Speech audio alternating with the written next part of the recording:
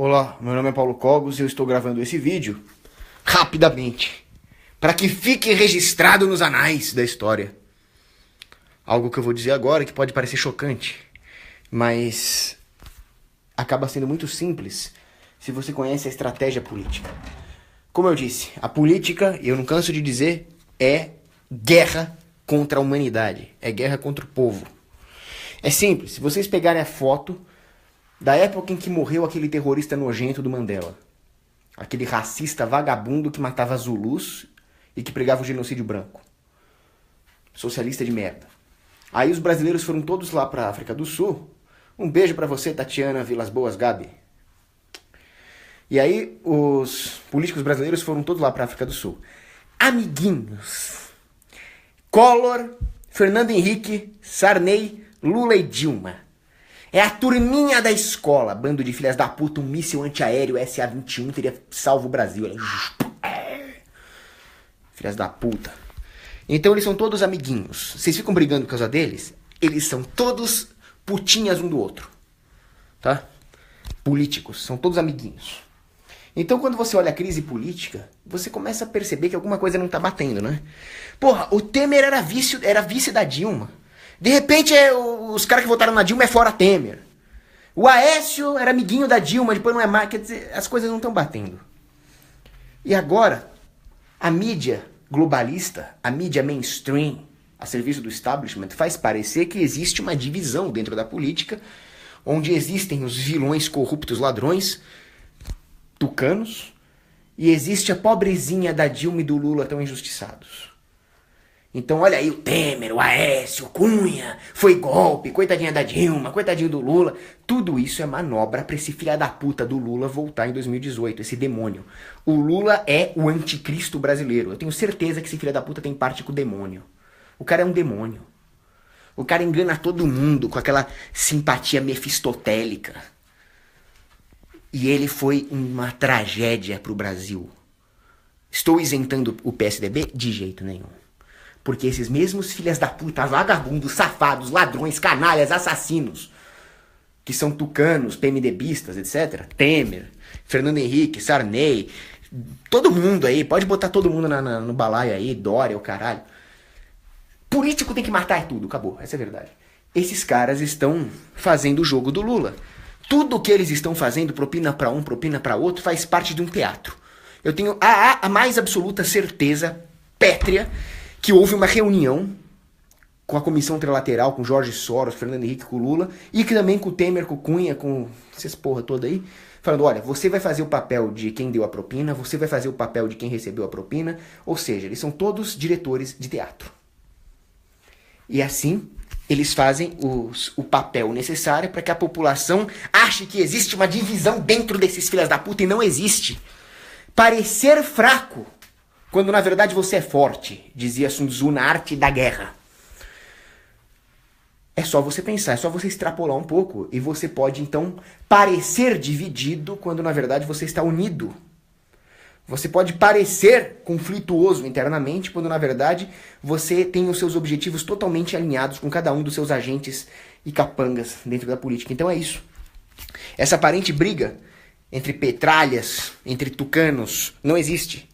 Eles estão unidos e o povão acha que eles estão divididos. E quando o povão acha que o inimigo está dividido, é que ele se fode. Porque o inimigo está unido. O inimigo está unido contra nós. Na figura do anticristo Lula. E digo mais, o Lula não é o chefe. O chefe é a maçonaria anglo-americana. Duque de Kent, que é o cara que botou o lulopetismo no Brasil. E o lulopetismo não está sozinho.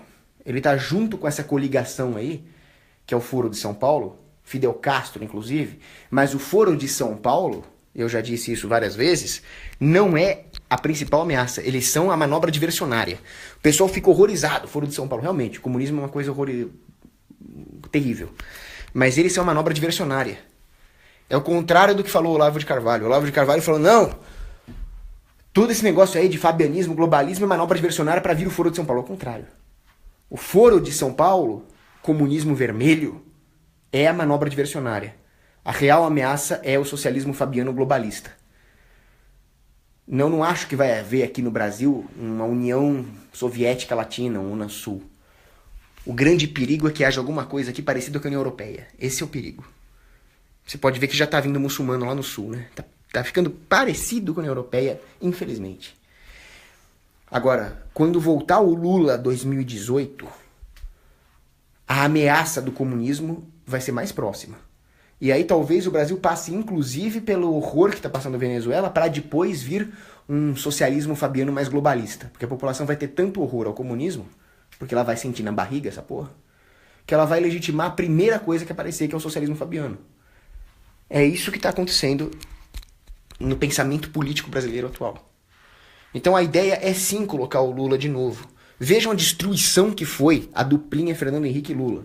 Que o pessoal fala do Lula, né, que foi uma tragédia, esquece que tudo começou com esse filho da puta do Fernando Henrique. Foi o Fernando Henrique que criou bolsa isso, bolsa aquilo outro, criou todo o aparato de um Estado assistencialista que destruiu o tecido socioeconômico do Brasil, criou um monte de dependência. Ele criou esse plano real de merda, que o pessoal fica elogiando, mas o plano real foi uma tragédia. O plano real só serviu para que depois, quando viesse a crise da Ásia, os juros disparassem. Porque o real não está lastrado em porra nenhuma. Não é uma moeda sólida. Nunca foi. Ah, parou a hiperinflação. Ai, que bom que parou a hiperinflação. Depois continuou. Vai comparar o valor do real em 94 com o valor do real hoje. Isso é o legado desse filho da puta, desse bosta, desse Fernando Henrique nojento, que vendeu o país para os globalistas. Depois o Lula continuou, com crédito subsidiado. Primeiro ele bota o Henrique Meirelles lá no Banco Central. Aí até o MST engole, né? Coloca o Henrique Meirelles, que é um globalista, amiguinho do Arminion Flagra. E eles fazem essa política de expansão de crédito, de forma que hoje as famílias estão todas endividadas e tudo que o brasileiro está produzindo é um IOU para a família Rothschild. E assim foi a duplinha dinâmica Fernando Henrique e Lula. Igual o ataque da Holanda ali no futebol. Tragédia. Depois veio a Dilma. O que a Dilma fez? Aprofundou a crise creditícia criada pelo Lula, usando a moedinha do FHC.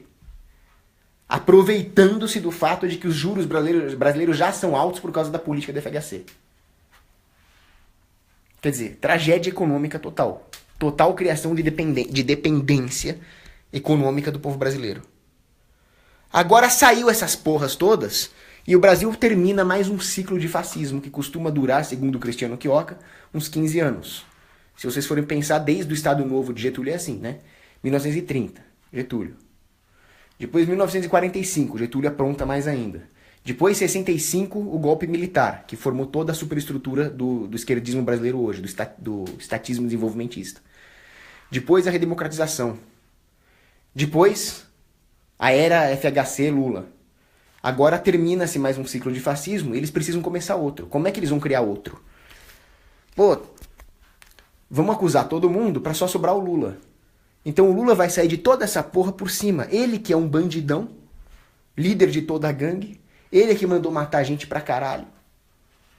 Ele que mandou matar Celso Daniel, mais 10 negros envolvidos no Celso Daniel, mais um monte de gente. O pessoal já esqueceu, né? O pessoal já esqueceu lá do caseiro do Palocci. O pessoal tem memória curta, né? Ele vai sair por cima. Aí, eu vejo, por exemplo, o Zé Dirceu sendo preso. O Zé Dirceu foi preso! O Brasil tá funcionando, agora vai! Pronto, o Zé Dirceu já tá solto, caralho. Vamos se fuder, porra. Então agora cria-se o próprio impeachment. O próprio impeachment já fazia parte disso. Eu era contra o impeachment. Eu era a favor de deixar a Dilma lá. Agora vocês engolem a Dilma. Ou então vocês sejam homens e atirem na Dilma. Aí eu apoiaria, né? Meter bala nela. Ótimo. Agora impeachment, fazer um negócio dentro da Constituição. Vai se fuder, porra. Agora a Dilma vai sair como coitadinha. Agora a culpa é toda do Temer. Agora o Temer é o culpado de toda a nossa tragédia. Agora o Cunha é o pior ser humano que existe.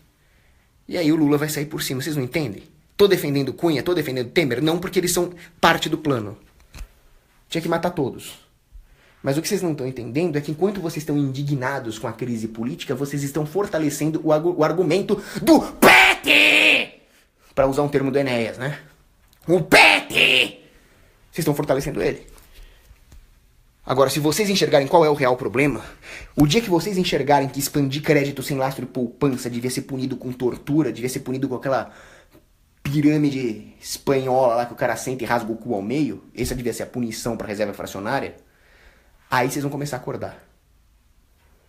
A hora que vocês entenderem de uma vez por todas que indexação devia ser punido com lança-chamas, com aquele boi grego que o cara coloca o cara dentro de um boi de bronze e frita ele, a hora que vocês entenderem isso, vocês não vão mais cair nessas armadilhas. Por enquanto, vocês estão abrindo o caminho pro Lula 2018. Tem mais esperança. Perguntas.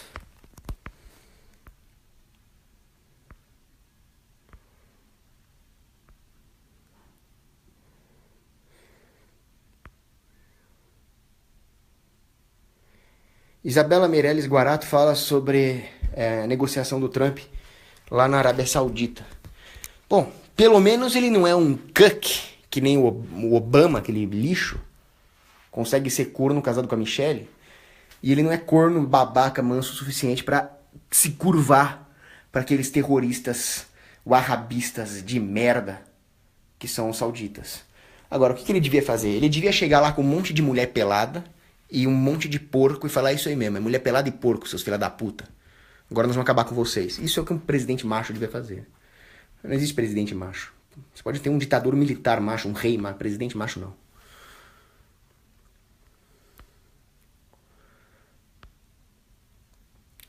O João Ferreira pede uma indicação de livro, ó. Leia a introdução à nova ordem mundial. Deixa eu ver se eu acho ele aqui, peraí. Aqui tá tudo bagunçado. Eu fui viajar e minha mãe arrumou isso aqui, mas ela tirou dos assuntos, deixava classificado por assunto.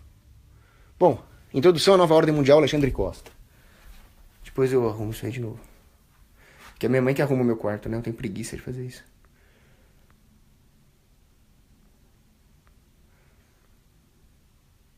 Frei Beto deve ser morto? Pergunta o José Murad. Cara, devia ter uma inquisição. E aí uns carinha que nem Leonardo Boff, Frei Beto iam enfrentar a fogueira ali.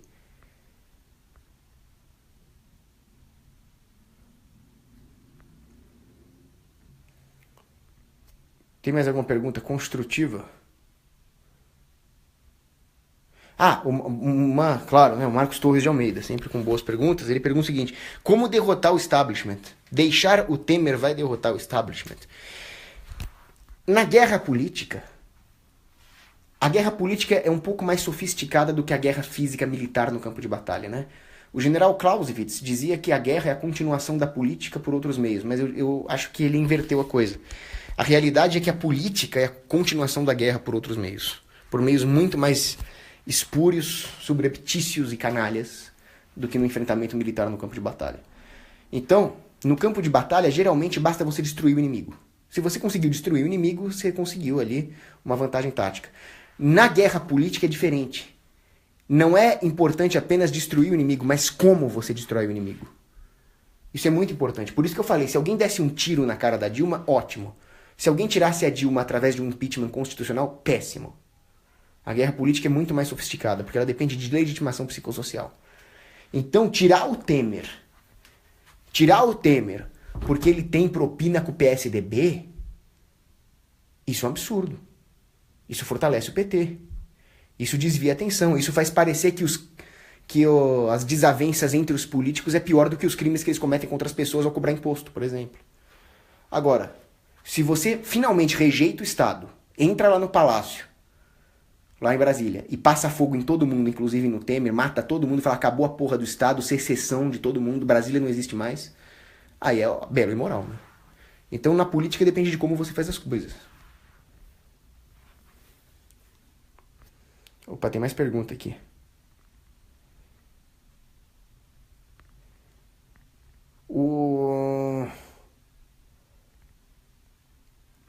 Natália Rossini pergunta o que eu acho da Carmen Lúcia. Mais uma desgraçada legitimadora do establishment, globalista. É um problema. Não existe respeitabilidade intrínseca ao cargo político. Eles são parasitas. Quando eles se revestem de uma falsa respeitabilidade, eles se tornam extremamente tóxicos psicossocialmente. É o caso de figuras como a Carmen Lúcia. Eu acho muito mais saudável uma figura como Renan Calheiros. Ele é mais transparente. Agora, eu nem acompanho essa droga, essa Carmen Lúcia. Eu acompanho a Mary Elizabeth Winstead. Davi Pereira da Silva, o que você acha da lei da imigração? Tá aí um excelente motivo para destruir o Temer. Você pode fazer a mesma coisa com o Temer. Mas não por causa de propina pro Cunha, e sim por causa dessa maldita lei da imigração, que vai trazer terrorista do Estado Islâmico aqui pra dentro. Já existe célula islâmica aqui. Terrorista. Agora com a lei da imigração eles vão entrar aqui sem nenhum background check. Nós estamos convidando os terroristas pra dentro. Integração forçada e destruição do que restou da cultura brasileira profunda por causa dessa merda dessa lei da imigração. Esse é o maior crime que esses vagabundos cometeram.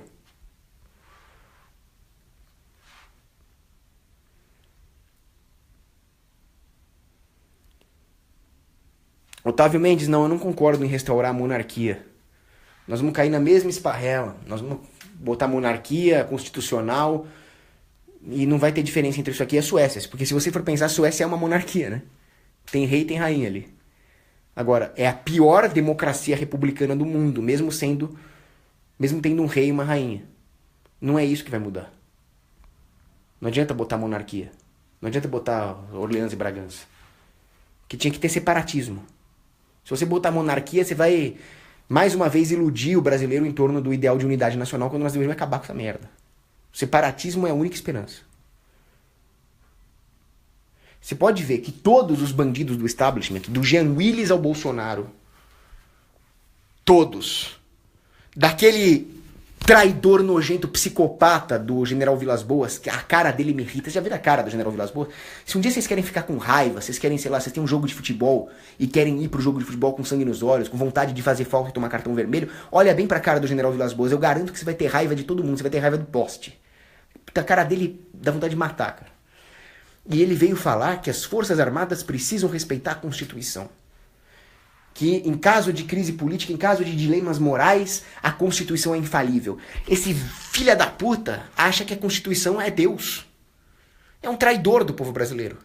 O que é um guerreiro, um general, um cara do exército, um soldado, que seja? Um cara que veste uma farda camuflada. É um cara que devia morrer pelo povo brasileiro. Mas não.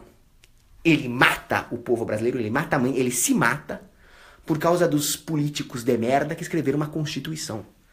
Um traidor da espécie. Nós já estamos no nível biológico aqui. Nós já estamos falando em ecologia da biosfera. Um cara como o General Vilas Boas é um traidor da espécie humana. Certo?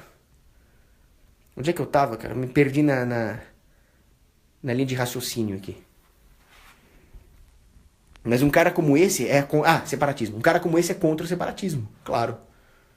Porque quem lucra com um monstro como o Brasil é aqueles que consegue inflacionar a moeda dentro desse território gigantesco e lucrar com isso, que é o Banco Rothschild. O Banco Rothschild está por trás do Bolsonaro, está por trás do MBL, está por trás dos petistas, está por trás das feministas, está por trás dos babacas que querem a volta dos militares.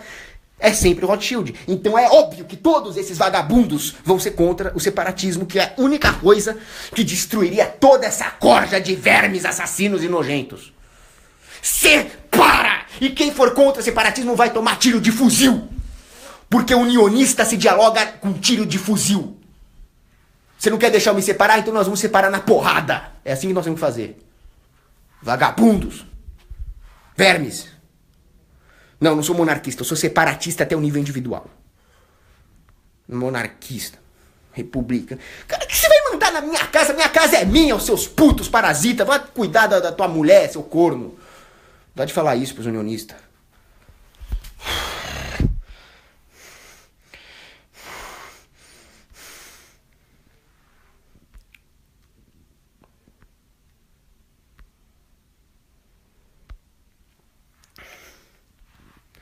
Bom, vou terminar aqui que eu vou gravar um vídeo agora. Um vídeo pro meu canal no YouTube mesmo. O Matheus Guimarães pergunta se o federalismo seria um bom começo para chegar no separatismo. Não. Não, absolutamente não. Toda vez que você concede um ponto ao sistema, você está alimentando o sistema e não destruindo o sistema. Então quando você fala, não, vamos pro federalismo, você está concedendo. Se existe alguma chance de chegar no separatismo, de chegar no anarcocapitalismo, é você ser radical e intransigente. A partir do momento que você chega, não, Vamos fazer concessões. Vamos ser gradualistas. Pronto. O Estado te ganhou. O demônio estatal, aquela serpente que sussurra perversões na nossa orelha, ganhou. Você está abdicando da ética, você está abdicando da moral absoluta, com a esperança de que um dia você vai conseguir reverter o quadro, mas não, você está alimentando o Estado. Afinal, os Estados Unidos começou extremamente federalista. Havia uma disputa lá entre os mais federalistas e os menos federalistas, do mais psicopata, que era o Hamilton, né? Até os menos psicopatas, que era o Madison. Mas o fato é que começou federalista. E agora? Agora foi tudo nulificado. Agora o governo federal americano é um leviatã monstruoso. Por quê? Porque eles concederam onde eles jamais deveriam ter concedido, que é na ética. Que é na ética libertária.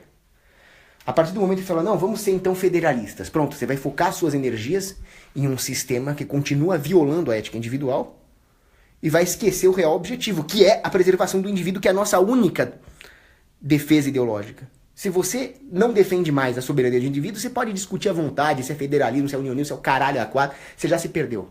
O demônio estatal já ganhou. Então a hora que um cara vier e fala, olha, qual é um meio termo? Meio termo é a minha bola esquerda. É liberdade, é soberania individual ou é molotov no meio da rua, seus viados, filha da puta. Acabou. Não, mas então vamos pro pau, vamos pra rua ali. AK-47 na mão. Não, mas ou é isso ou é morte, cara. Tem meio termo. Enquanto nós não pensarmos assim, o Estado ganha. A hora que nós pensarmos assim, fomos pra porrada, o Estado perde. Imagina, meia dúzia de burocratazinhos magrelos contra o povo. Pô, acabou. Última pergunta que eu vou gravar meu vídeo agora. Matheus Bavaresco pergunta, o cristianismo é a única defesa contra o islamismo? Sim. É a única defesa contra o islamismo, é a única defesa contra a democracia, é a única defesa contra o socialismo, é a única defesa contra o relativismo moral. Enfim, é a única defesa contra tudo que é podre, contra tudo que é mal. Cristo veio aqui para combater o demônio. Nós temos que ser soldados de Cristo e combater tudo aquilo que causa o mal na humanidade. É isso aí. Um abraço.